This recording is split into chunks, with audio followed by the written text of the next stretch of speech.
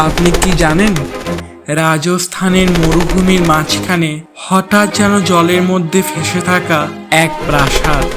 হ্যাঁ, ঠিকই শুনেছেন, জলমহলের কথা। চলুন জেনে নেই এই রহস্যময় এবং সৌন্দর্যে ভরপুর প্রাসাদের ইতিহাস। জলমহল মানে জলের প্রাসাদ। এটি মানসাগর লেকের মাঝখানে অবস্থিত, জয়পুর শহর থেকে প্রায় 4 কিমি দূরে।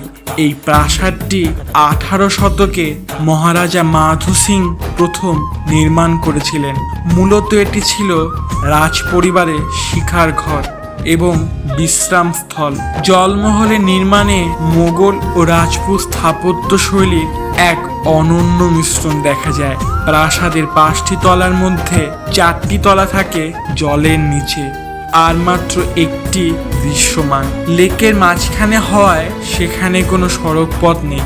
আগেকার দিনে নৌকা দিয়েই যাওয়া হতো। প্রাসাদের আশেপাশে রয়েছে বহু রকমের পাখি, যা এই এলাকাকে বার্ড ওয়াচিং স্পট হিসাবেও পরিচিত করেছে।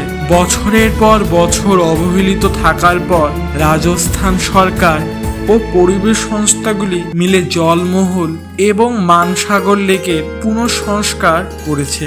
জলমহল এখন শুধু বাইরে থেকে দেখা যায়, ভিতরে প্রবেশ নিষিদ্ধ। তবে রাতের আলো এই প্রাসাদ হয়ে ওঠে রাজস্থানের এক স্বপ্নময় প্রতিচ্ছবি।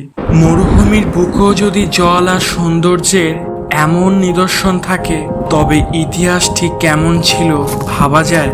জলমহল আমাদের মনে করিয়ে দেয়, রাজস্থান শুধু বালি নয়, জলের মধ্যেও রাজসিকতা লুকিয়ে থাকে। মনে রাখবেন, জীবন একটাই। ভালো থাকবেন। প্লিজ সাবস্ক্রাইব করবেন। পরের ভিডিওতে এক নতুন ইতিহাসের কাহিনী নিয়ে হাজির হব।